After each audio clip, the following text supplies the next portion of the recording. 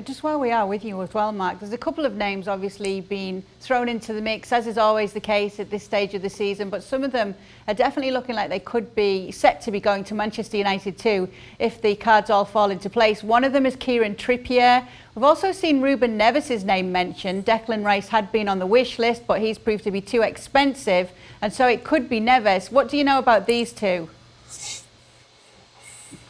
I think Neves is an unlikely one right now. I think Wolves have, they've lost the manager in Nuno. Nuno's left, and Rupert Schmidt's gone as well. I think Wolves will have to keep some of their players. I think Neves, as good a player as he is, I'm not quite sure he's destined for Man United. I think Trippier is one that they've wanted for quite a long time. And I think the issue there is whether they can persuade Atletico Madrid to drop their asking price or the escape clause. I think Trippier wants to come back. He's from Bury, which is near Manchester. He's a local boy. I'm told as a United fan as a kid, I think he wants to come home.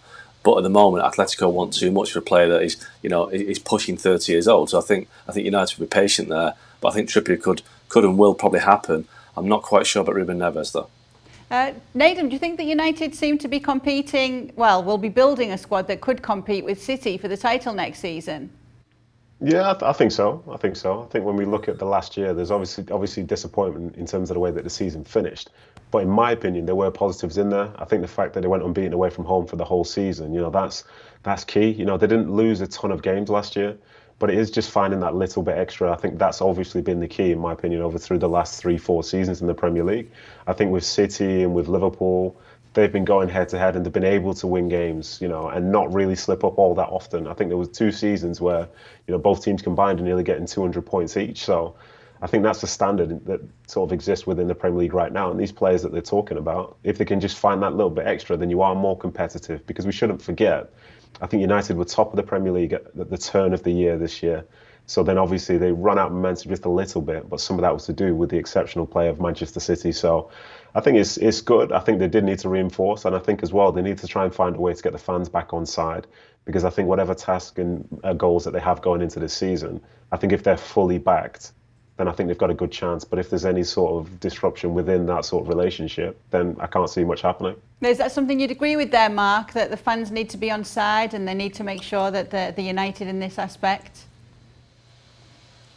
Yeah, I mean, we all saw at the end of last season how angry the fans were at the Liverpool game that was called off for protest against the owners, and there's been a real kind of, certainly for 15 years since the Glazers took charge, they've been desperate for the Glazers to put more money in. I think that's happening now. I think that they're going to spend more money this year. They have to spend more money to close the gap on Man City.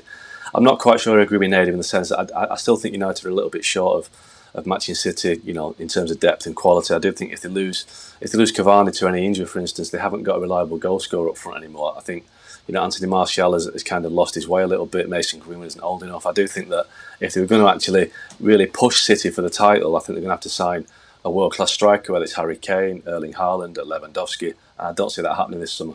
Go on, Nedum. I was going to say, Mark, you've called me out, because I was actually just trying to remain positive, because the players that they bring in, I think they are good players. But you would say that City's squad in terms of talent is ahead. But there's small margins in games. But yeah, as you said there, if you're looking at Haalands and people like that, then I think that's sort of like a transitional type player who can completely change a team and stuff. But United do have good players, but whether or not those players can bring that consistency level should one player drop out, I'm not so sure I agree. I do agree with you.